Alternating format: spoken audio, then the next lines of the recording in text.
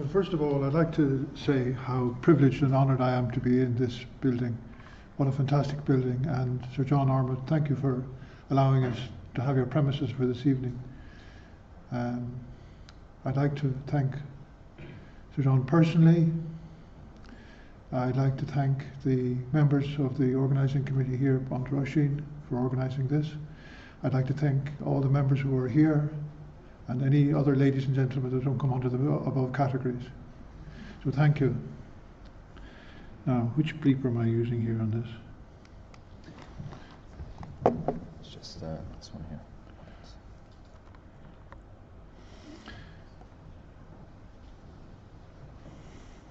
Science is organised knowledge, wisdom is organised life. I'm using this as a stick, more or less, to make a difference between engineering and science. It's not that engineers don't get involved in organising knowledge, of course they do. And it's not as if scientists don't get involved in organising life, but the purpose for science is all about knowledge, discovery of knowledge and use of knowledge. The purpose for engineers is to make life easier, better in some way.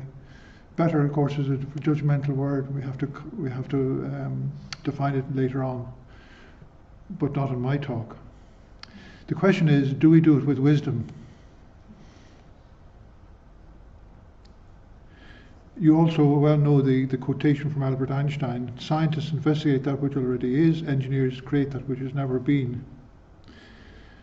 And I have to put this in, not because it was in Ireland, not because I'm in England, but because I heard the Prince Philip actually say this on the radio. Everything invented by God is invented, everything not invented by God is invented by engineer. I thought, well, what a ridiculous statement. Except to say there's a lot of truth to it. So you don't have to take it literally. It's provocative. He said that engineers owe the future to the future of humanity and its ability to continue to thrive on the planet. And actually I do believe this to be true. And I see Alan Crossman in the audience here. I listened to him giving a presentation in Trinity a couple of weeks ago, and he talked about engineering being the art of the possible. I think, Alan, I'm quoting you correctly. And I think the issue that I'm trying to tackle tonight is, of course engineering is the art of the possible, but are all possible things good? We have to choose the good possibles from the not so good possibles. So, the overall context of my speech tonight is obviously the technical challenges, societal challenges and educational ones. But I want to give some context to which this address is framed, for my thinking anyway, and some external viewpoints.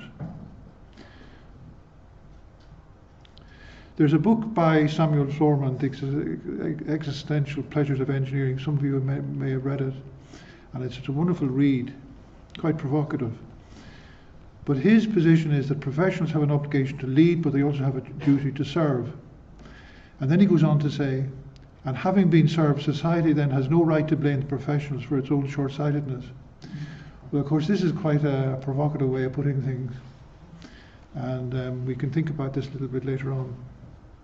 But there is this tension between the obligation to lead and the obligation to serve, the duty to serve. And do we get it right? This is a big challenge. My predecessor, exactly 50 years ago, Richard Cross, in his presidential address said, the story, echoing a little bit what Prince Philip had to say, the story of the progress of civilization is in effect the story of the development of engineering and of the organised national efforts of a dedicated profession. Well, when I read that first of all, I thought, well, this is a very, very pompous sort of statement. And nobody today in their right mind would make such a statement so strongly as that. But there's a lot of truth to it. There's a lot of truth to it. Progress, so have we made progress or not? And is the progress qualified? Well, as you know, Voltaire lampooned the notion that all is for the best in the best of all possible worlds in Candide. And if you take the opposite extreme, a quotation from Leonard Cohen, I don't consider myself a pessimist. I think of a pessimist as somebody who's waiting for it to rain, and here I am soaked to the skin. So we can choose from who we want to take our quotations. Are we doing very well, or are we doing not so well? And to misquote Charles Dickens, it is the best of times, it is the worst of times, it is the age of wisdom, it is the age of foolishness, etc. So you all know that quotation. So where are we on this axis? The other thing is there was I can't read now, but a Nature, well-known, scientific, very prestigious, had a special issue on the human epoch, the Anthropocene epoch. Now it is probably a conceit, our own conceit, my conceit, that we live in a special time, but it is very hard to resist the thought that in fact we do, especially as we're now entering this epoch for the first time, where man himself, herself, is impacting on how the earth is behaving. So some selected observations with relevance to engineering, as I've set the context. The Japanese Prime Minister, in advance of the 2015 G7 summit, the three things that were most on his mind were climate change, the need for quality infrastructure, and health and medicine. To sustain high quality growth that can enhance well-being now and in the future, then developing countries will need high quality infrastructure in place. Not just developing countries, all countries. And then, for those of you who are from Ireland will especially appreciate this, a northern Protestant rang me up one day and said, "You've got to read the Pope's encyclical." That probably means, that doesn't probably strike a resonance in the UK, but in the north of Ireland, for a Protestant to be reading a papal encyclical would be quite unusual. Anyway, he instructed me to read it, and I have to admit myself now, I wouldn't be a great reader of papal encyclicals, but I did read it. And excuse me for reading out so much, but it's well worth, because it goes to the core of what I'm thinking about. We must be grateful for the praiseworthy efforts that may be made by scientists and engineers dedicated to finding solutions to man-made problems. But a sober look at the world shows that the degree of human intervention, often in the service of business interests and consumerism, is actually making our Earth less rich and beautiful, ever more limited and grey, even as technological advances in consumer goods continue to abound limitlessly. We are the beneficiary of 2 centuries of enormous waves of change. Steam engines, railways, the telegraph, electricity, automobiles, aeroplanes, chemical industries, modern medicine and information technology, and more recently the digital revolution, robotics, biotechnologies and nanotechnologies. Who would have thought in the middle of an encyclical you would find all these technical engineering words, but there you are, quoted directly from it. And it continues with this thing in the tail. Technology has remedied countless evils which used to harm and limit human beings. How can we not feel gratitude and appreciation for this progress, especially in the field of medicine, engineering and communications? How could we not acknowledge the work of many scientists and engineers who provide alternatives to make development sustainable?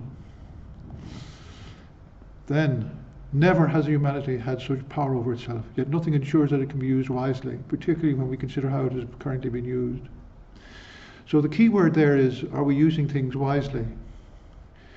You've all, I'm sure, come across the expression, the tragedy of the commons, a very simple concept. We have a common area, and this man has the right to have his graze his sheep on the commons. So has his neighbour, and so has his neighbour.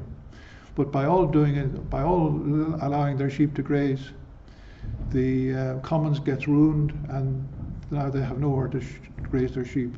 So this is the tragedy of the commons.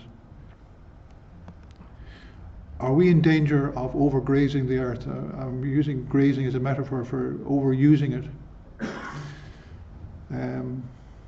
There was a symposium that I organised with a colleague in Dublin in 2014, I think it was, maybe a bit before that.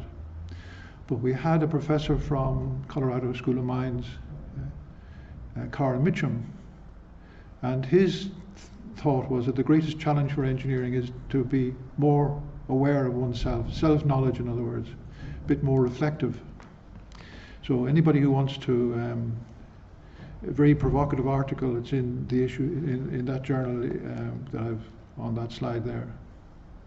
So the areas of challenge, there's technical and societal and educational. These are not unique sets of challenges. You could come up with different sets of challenges. So these are my views at the time I wrote this. I'm glad to see David Bamforth here because I remember him presenting his address in Engineers Island in 2015. And he reminded us in his address that engineers in the past have made very significant beneficial contributions to the well-being of people. Most of us have chided our medical colleagues with the fact that civil engineers did more for the health of London inhabitants than all the medicine put together by the provision of proper sewage and water facilities. And that, of course, is still the same across a lot of the world. The provision of water, good water, clean water, and good sewage systems is true. And there have been some wonderful technical challenges that have been addressed over the year. These are a little bit Ireland-centred. The first one is Turlough, a pump storage system. The one on the top right is from Ulster. It's the Silent Valley. It was a water scheme feeding water into Belfast, clean water. The bottom left is Ardnacrusha, which is a big major hydro system in Ireland. The bottom right is one that shows some of my interest in my pastimes, sailing in other words. But this is laying a cable across the transatlantic. And the middle one is a very famous engineer, Parsons, who, with his turbine, demonstrated to the British royal family and the Admiralty that turbine-powered boats were much quicker than steam-powered, ordinary steam-powered or any other type. So that picture, I believe, is taken from off cows. So there have been great technical challenges that have been met and addressed. Now, what are the challenges in any sort of definitive manner? The National Academy of Engineering in the United States, and indeed they've collaborated with the Royal Academy of Engineering in the UK, and they've come up with 14 grand challenges. I don't claim that these are unique, and I don't claim that they are necessarily correct, but the idea that the collective wisdom of engineering professionals around the world should identify challenges seems to be eminently sensible. Furthermore, the idea that once you've identified them, that you can put pressure on the research fund purse holders to pursue those challenges seems to be perfectly correct. Just going through some of them. Making solar energy economical. In general, a lack of adequate economic support for renewables development is an obstacle, with some negativity being expressed from within our own engineering community. That really is that's as lively a topic in the UK as it is in Ireland. I don't want to make a political statement, but the fact that the renewables, the support for renewables has been downgraded in the UK means that the investment that is required for it has been put aside, so it'll have long-term consequences. I'm not sure that it's wise. Providing energy from fusion. I remember as a student in Toronto University in 1970-71, I remember attending a talk on fusion by a very famous physicist from California, who said undoubtedly we would have fusion as a normal method of providing power within 20 years. So it hasn't quite happened. They can get more power out than they can put in, but not in not a scalable manner. The thing about it, though, is the science is well understood. The containment, the pressure, the temperature, the time you need to have the plasma confined, the science is well known. The problem is the engineering is hard. And I have a relative of mine, I once said, well, that's not rocket science. And he said, rocket science ain't rocket science. I said, it's rocket engineering is actually the hard thing. So like a lot of these things, to make these things work, it's not just the science that is the problem, it's actually the engineering of it. Providing access to clean water, we've already touched on that topic. There's no doubt about it. Being able to provide clean water to humanity is a huge challenge. Developing carbon capture. Well, this is quite a controversial topic. And in the UK it's been talked about a lot, and I know in the North Sea in In the North Sea, they have plans for capturing a lot of carbon dioxide and pumping it into the old oil wells. So it remains to see how that goes. In September of last year, there was a grand summit in Beijing where the academies of the Chinese Academy, the US National Academy of Engineering, and the Royal Academy of Engineering from the UK met together to advance the solutions. So one can look on the website and see where they've got at this. But there's no question about it, in my opinion, the identification of challenges, those technical challenges, and the consequential support, looking for support from government and research funding to pursue those challenges seems to be eminently sensible. In Ireland itself, of those 14, when I say we, the community has convinced the government to put money into solar energy, making it more economical, developing carbon capture methods, and also to engineer better medicines and advanced health informatics. So those are the ones that are being supported in Ireland at the moment.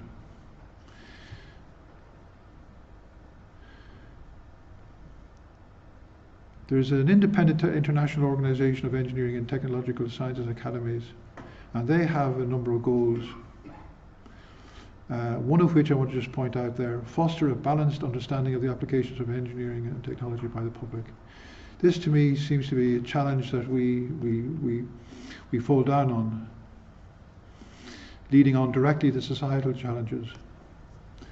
There's a fundamental imbalance between the views of society and the perspectives of both the funders and providers of solutions. Groups in society largely address single topics in limited time frames. Funders and solution providers, on the other hand, need to take long-term and more holistic viewpoints. And our democratic system, in reacting to public opinion, is prone to short-termism and choosing heavily compromised solutions. If I may be parochial, talk about Ireland, the whole issue of water at the moment has become a political minefield where the long-term view of what is required in terms of water resources has been subverted by the need to make political gain out of some things that have gone wrong in the short term. Baroness O'Neill, a philosopher, a bioethicist in fact, considers that informed consent is the key legal instrument of bioethics, and this is the sound principle that extends to other domains. The idea is that the public need to be properly informed by those that can be trusted. And of course, once you lose the trust, you've lost the whole game. Baroness O'Neill gave the Wreath lecture. I can't remember what year it was, but it's well worth you reading what she had to say about it. But this is the question about informed consent. In addressing societal needs, the interaction between engineering society is poorly moderated by a climate of misunderstanding on both sides, and sometimes even a willful misunderstanding. We have the unknown knowns in this case. There's also the CP2 cultures factor at play. So we need increased dialogue between society and engineering. The EU has, if we were allowed to mention the EU in England at the moment, it's going to exist whether you're in or out. It may be diminished. It may be diminished severely, but it'll still be there. But the EU has identified the challenge of having a well-informed society with the publication of a recent report, Science Education for Responsible Citizenship. A friend of mine actually was the chairperson for this, Professor Ellen Hazelhorn.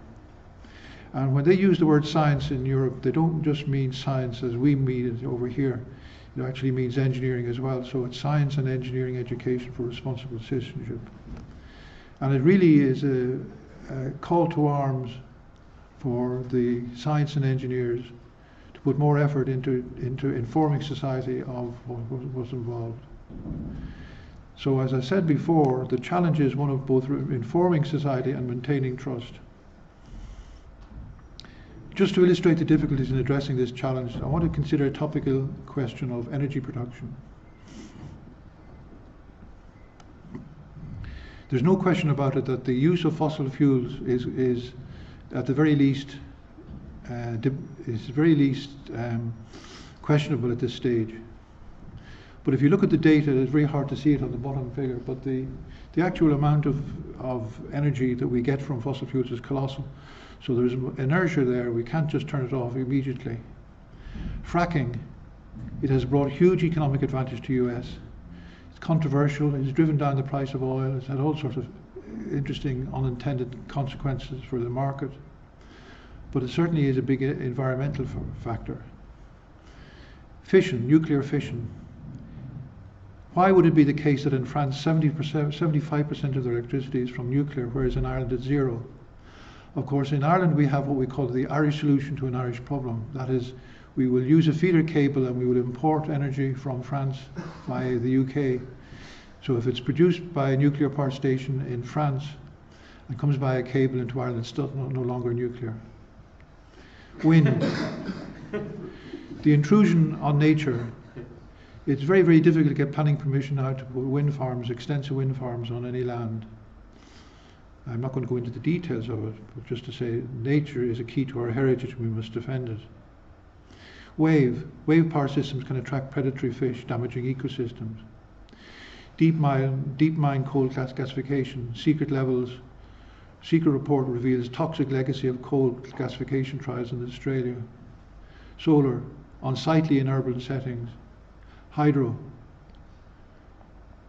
dams have mixed histories. The damming of a river and the consequential effects on the local peoples and the local habitat quite considerable. And just as an interesting one, on tidal, Andrew Brines has noted that the installation of tidal energy devices will result in the Earth-Moon distance increasing at a rate of approximately 1 centimetre per year per terawatt year extracted. So you have a gravitational system consisting of the Earth and the Moon, and you say, well, there's energy there in that system. Well, if we extract energy from it, something's going to happen. Well, what's going to happen is you extract energy, they will move apart. And they've calculated it as 1 centimetre per year per terawatt year extracted. And I anticipate that when some set of people, it's actually such a small amount that it happens, that sort of variation happens anyway for a lot of other reasons. So it's in the noise of the variation of the orbits. But when some people discover that this is the case, there's going to be definitely a campaign against tidal as well. Some points to ponder. Each of the energy sources mentioned are not without significant undesirable features. None of us probably would want to have a nuclear power station, a wind power generator, etc. on our back door. But there's very strong and very different lobby groups exist opposing the utilisation of each source. The lobby groups, to a large extent, operate in isolation or independent of each other. Politicians, because of the need to maintain a voting base, and because of the lobbying is invariably local, find it almost impossible to challenge any lobbying. And it has to be admitted that each of us, unencumbered with more general or holistic considerations, will either support or have sympathy with each lobby group. But unless we're prepared to rethink how we wish to live our lives, we will continue to need energy, utilising one or more sources that in isolation we prefer not to deploy. Returning to Samuel Florman, professionals have an obligation to lead, but they also have a duty to serve. To get that right balance between leading and serving is certainly difficult, and it requires a climate of sustained dialogue and trust. The thing is, are we addressing this challenge? The point that I'm trying to perhaps labour on the energy front is this. We know we need energy, and if you were to seek a referendum, do we want energy? The answer would undoubtedly be yes. But do we have an agreement by society as to how we want to produce energy? The answer is probably no. And if we can extrapolate that to other things. In fact, I would say that it's even more, it's more difficult when we talk about the infrastructure in general. And now we're getting into the expertise of your president, Sir John Armitt. Energy is difficult enough as a topic, but the more general challenge is really infrastructure. Your president has provided leadership in this matter. The challenge is all the greater when climate change adaptation is to be addressed as well. There's a recent book by Henry Petrosky called The Road Taken. He's written extensively about engineering challenges in the United States. He's a professor of civil engineering in Duke, but he also holds the chair of history, or sorry, not history, but something allied to history. He's written a lot about it. But the reason why I would suggest you read this book is that he talks about the problems of getting politicians to put money into infrastructure. Anybody who's been to the States over the last 20 years will realize that the quality of the roads and the bridges they're degrading, and there is not sufficient money to maintain them. And no politician, especially in a year where there's a presidential election, is willing to support such things. So it's quite interesting. It's a slightly different mix of political problems than we have over here, but nevertheless it's a book to be well worth reading. Now I want to turn very briefly to engineering education challenges. This is 2 quotes from an article in the Irish Sunday Business Post 2014. There aren't enough high-skilled industry-ready graduates coming out of Irish colleges. So that was industry on one side, and on the other side the university says we can't redesign our university courses to cover a new trend that has just appeared. So there's a tension and a challenge there. Employability. There's a lot of work done on this, particularly in the UK. There's one particular model which comes down to understanding skillful practices, efficacy methods and metacognition. And most people, when they look at it, they say, well, the understanding what engineering is good, the skillful practice is not bad, the efficacy methods, beliefs, including students' views of themselves, is not so good, but the metacognition, including self-awareness and the capacity to reflect on learning, is quite poor. And if you look at this diagram here,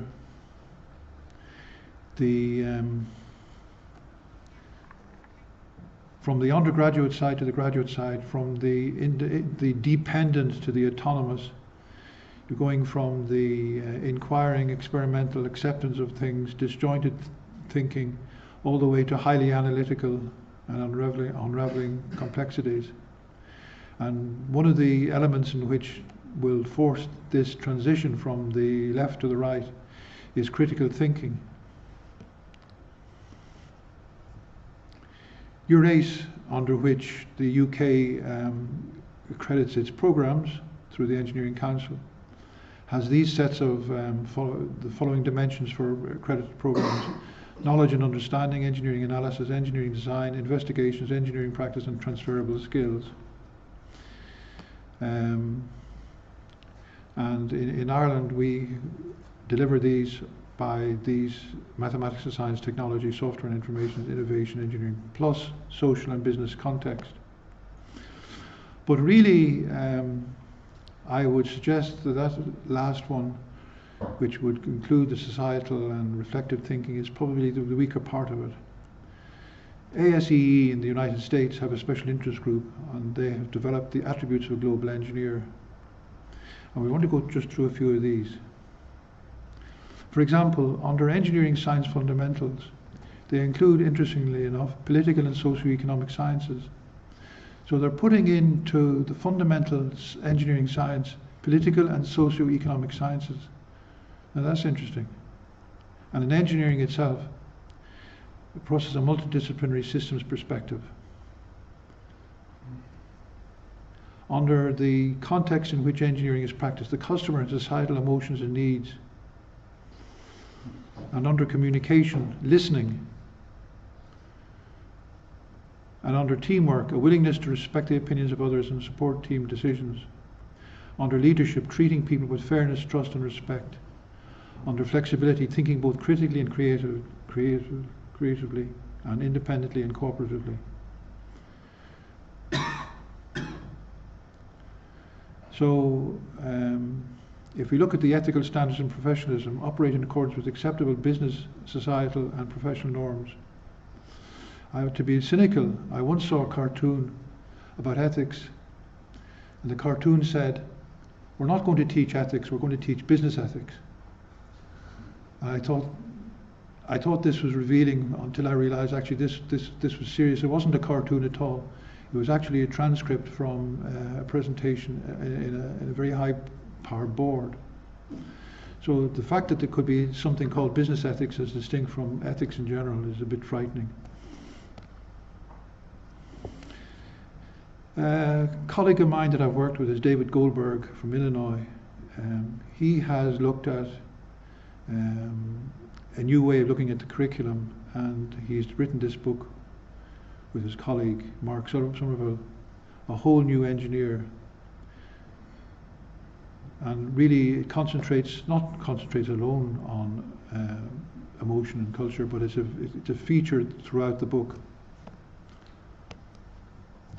In Ireland itself, a new professor of UCD. There are two or three big colleges in Dublin. One is DIT, the other is Trinity College, the other is UCD.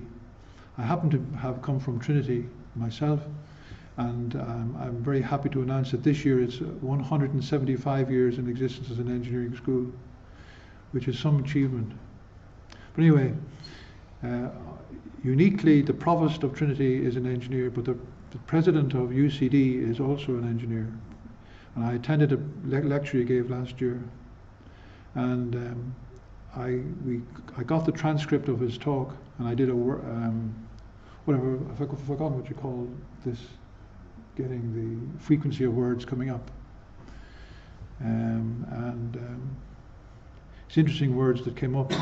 For example, critical thinking came up, and his presentation was very much along that line. The need for engineering programs to be more critical in terms of the way they induct their students into thinking about what they're going to do, which is a pathway to becoming wise. So we have a big challenge. The ideal engineer is a composite. He is not a scientist. He or she is not a scientist. I'm quoting it originally, but I could replace all the he's by she's quite adequately. He is not a scientist, he's not a mathematician, he's not a sociologist or a writer, but he may use the knowledge and techniques of any or all of these disciplines in solving engineering problems. So this is a problem. We're everything to all men. And can we tick all those boxes at the same time in any program? I think the answer is no. And here's another quote from the Irish Times 2015. In scientific disciplines, listen to this now, in scientific disciplines, a shy student body might not matter too much. What utter rubbish. But in the arts and humanities, it's of huge importance. Of course it's important in arts and humanities, but why wouldn't it be important in science and engineering as well? The most crucial skill we foster is independent thought and the ability to analyse the world in structured and productive ways. The arts and humanities teach people to question orthodoxies, to research, critique, challenge, solve problems. I would say everything about that sentence is correct, other than the fact that it seems to think that it's okay for engineers and scientists not to sign up to this. This attitude needs to be challenged. Engineers and scientists most certainly need to question orthodoxies. I wouldn't go so far as to say that it's more important that they do it than the arts and humanities, although that would be my inclination. But they certainly shouldn't be doing it anyway less. For the different types of graduates we need, if we look at a radar plot and we have maths and science, we can't neglect maths and science.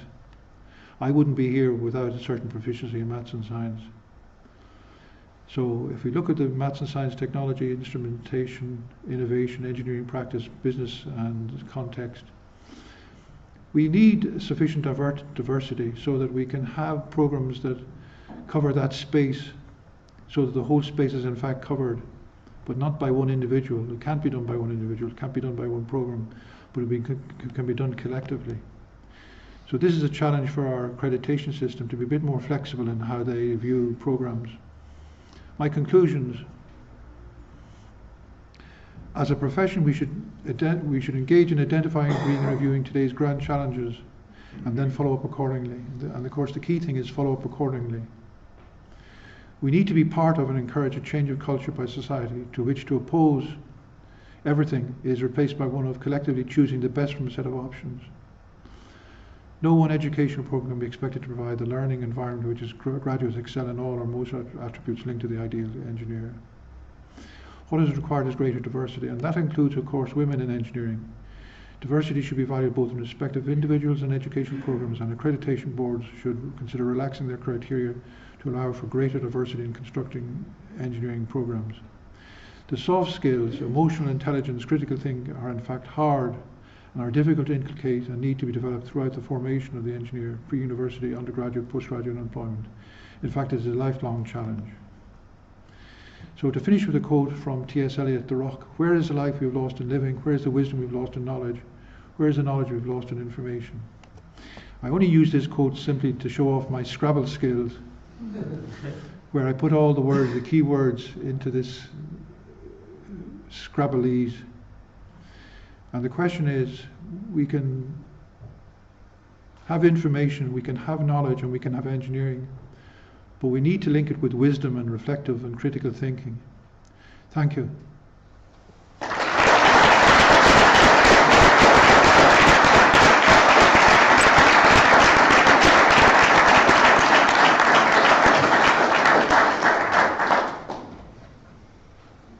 Thank you very much, President. We can take questions now from the floor if anybody wants to kick us off. Don't be too shy.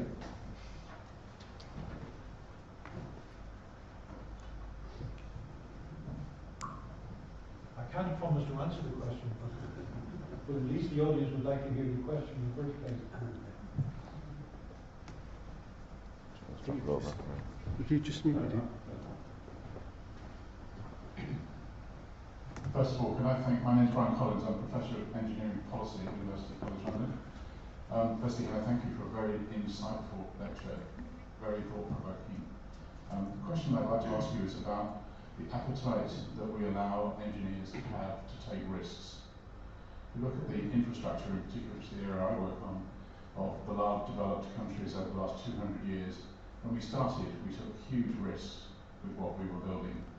We now seem to have so many limits on what we can do, either legal or social or environmental, and our ability to take the risks that our Victorian ancestors took to build what we now enjoy, particularly in this building, seems to be very limited. And as a result, the grand challenges that you put up are now much more difficult to go about achieving than perhaps they would have been 200 years ago when they were still thought of as grand challenges. So I'd just like you, if you could, to reflect on the concept of risk and risk management in current engineering practice. And of course, the appetite has to be moderated by health and safety reasons, first of all. So you can't have risky buildings where people might be killed. So if we ignore that sort of aspect of it, if we talk about other type of appetite for risk. I attended a lecture in Belfast about 3 weeks ago. Sir Bernard Crossland, in memory of Sir Bernard Crossland, and the lecture was all about actually appetite for risk. And we compared what happened in the States, say 100 years ago, where there was a huge appetite for risk, and to fail was not deemed to be a disgrace. Failure was something that was inevitably going to happen occasionally. You didn't want failure and you would try to avoid it, but you had to accept it as part of the process. So we have almost got to the stage where now we are averse to having failure, which means that which effectively we're reducing our appetite for risk. So I think it's a problem. It's a sociological problem. So I don't know that I have any great insight into how to overcome it. But we do need to take risks.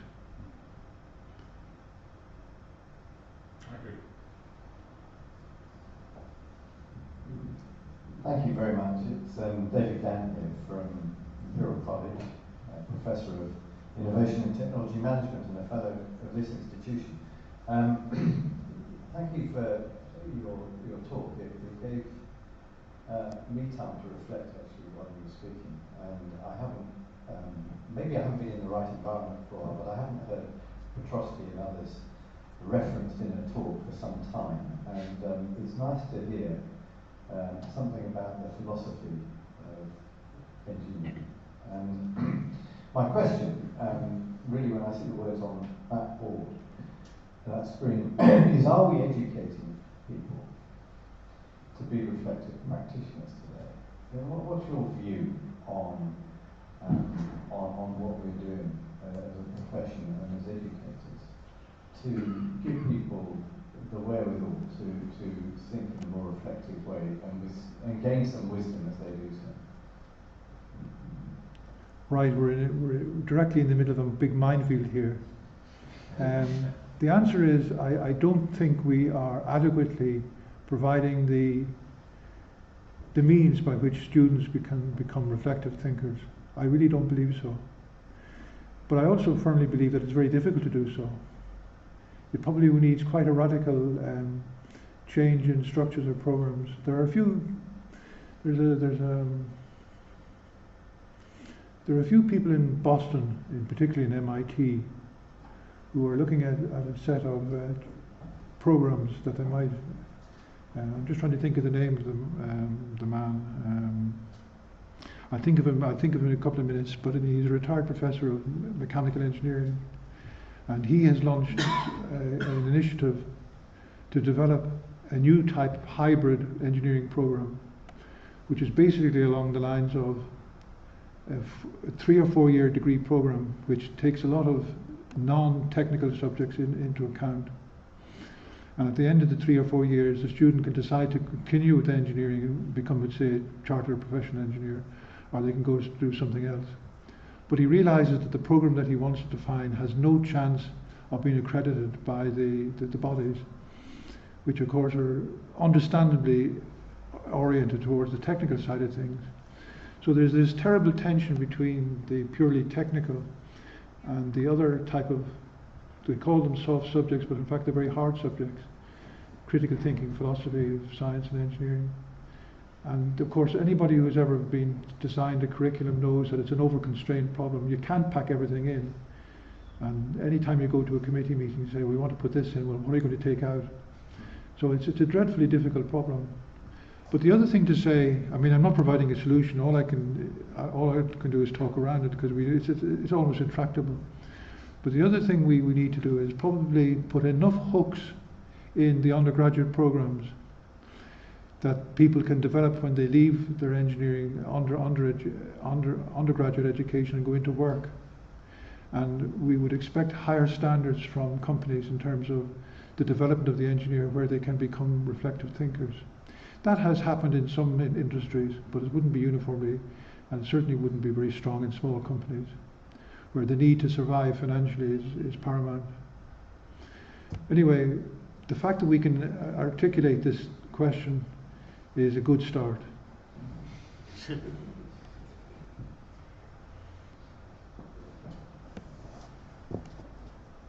John Ahmeds, just picking up on that last point, is that not a challenge, therefore, for Engineers Ireland and for the institution here, that in fact probably would want to, and engineers would want that to be sure that engineering education has taken place at university. But we do have the opportunity as institutions to in fact say, well, by the time you come to be chartered, then in fact we are looking for these other characteristics.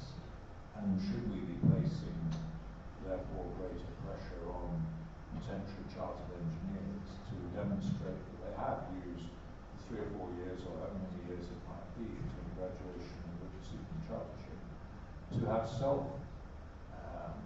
a sense, taken on board responsibility themselves, to self-develop their thinking and their reflection on these wider societal issues, and how they play their role as engineers in those wider societal issues. Well, I can tell you how I failed. Some years ago, I proposed to our accreditation board. Obviously, the formation of an engineer, you're talking about both undergraduate and the postgraduate formation, say 8 years or whatever it might be.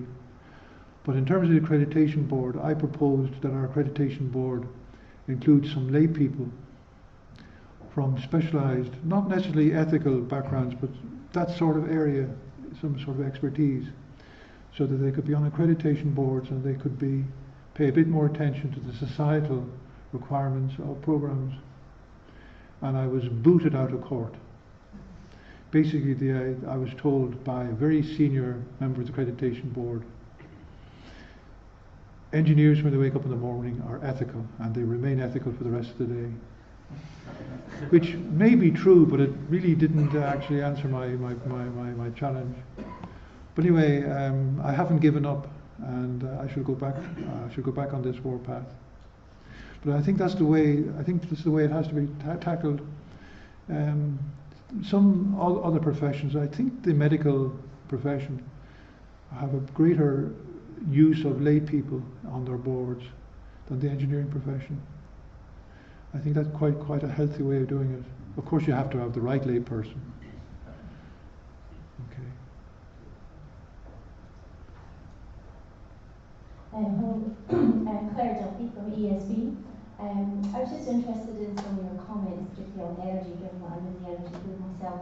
And I was curious as to maybe whether you had any suggestions and ideas on how, within society, we encourage a more mature debate around things. And if we think of energy as being a strategic enabler of society, and you touched in your talk about some of the difficulties that occur around planning policies and things. And given that generally the political cycle is a 5-year cycle, and infrastructure projects are much more longer term in the initial feasibility, the planning, construction, and ultimately the life, operational life of such assets, how do we start to engender a more mature conversation between both society, industry, and policymakers? Well, if I knew the answer to that now, I think I'll give you one insight into where I think the solution may come. There's an island off the west of Ireland called Inishmore, the Aran Islands. There are 3 islands. One of them is Inishmore. And like all islanders, they think the rest of the country is a different country, a different land. So they're very protective of what they do in their own country, in their own, actually, yes, their own country, their own island. And they had quite recently the issue of, well, do we want wind power on our island, or do we want solar power? So there was an initiative, an energy corporation co-op designed, and it was all about engaging the local people. They had to decide what they wanted, and they were educated, and I don't mean that in a demeaning way. They were brought into the understanding of what the issues involved were. So even the small nuclear power station were considered, and wave and tidal. So the local people took ownership of what they were trying to do. Now, if you could only scale that up to bigger regions, I could take the same analogy for waste. Nobody wants an incinerator in their backyard, but we all want to produce waste. So we somehow have to square that circle, that people have to take ownership for the consequences of the way they live. And I don't think you can do that on a global level in a country. The politicians just won't engage in that. So I think it can only happen on a bottom-up front, where local people, local regions take responsibility for their own things. And my son-in-law works for electricity, or SSE, and he's involved in wave power projects up in Scotland. And a lot of his time is talking to local people as to what they will accept. Of course, they want something out of it themselves, which is natural enough. That's not necessarily a bad thing. But his view is that you have to involve the people locally. You have to start at the local level. So I think it'd be a long road, but I think starting from the bottom, local, regional, countrywide. Unless, of course, you're like France, where France decides nuclear and that's it, and everybody shuts up. These are good questions. Answers are not so good. Okay, I think in the interest of time, since we were a little late starting, unless there is a pressing question from the audience. Just leading on from what you were just talking about, it's very interesting to see that universities outside of Ireland are starting to introduce things like socioeconomics into their curriculums. Things like public interface, with projects such as Crossrail. I suppose at home in Ireland, the items such as the water metering, interface with public, and kind of that level of education to an engineer.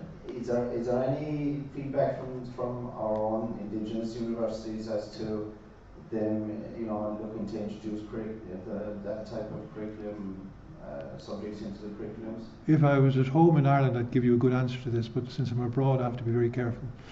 The answer really is in the negative. It's not really on the agenda, in short. It's always dangerous to let the politicians do too much of the talking. But I'm campaigning. I'm giving this talk to various other places in Ireland, and I certainly will be making this point in as much as I can. I'm only one man, but yeah. I think there are people in the profession who recognise it as a problem, but it's not easy to change. I've heard it said that to change an engineering program is like moving a cemetery. Don't expect help from the inhabitants. Not very easy. Okay, well, leaving that for now, questions and answers. That leaves me to thank Bill, before I invite John Howard up to give the final vote of thanks. Hopefully we've inspired two very young engineers over in the corner. Sure, Jeffrey will make sure they come down the engineering route. Might be a revised curriculum come that time, so.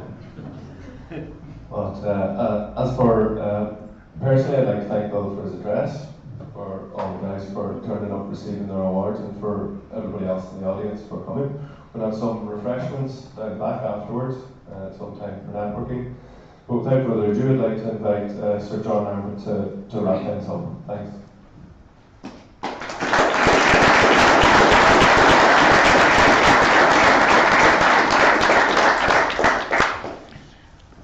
Well, thank you, Roshan, and well, that was different, wasn't it? How often, as engineers, do we come out and find ourselves being reminded of what Pope Francis has had to say, what Professor Pangloss had to say, Dickens, George Eliot. We don't find Anthropocene being mentioned very often.